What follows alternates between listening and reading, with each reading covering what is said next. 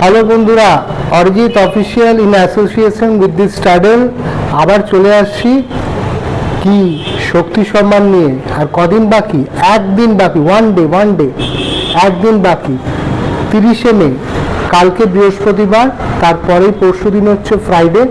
30শে মে শক্তি সম্মান 2025 নিয়ে আসছি।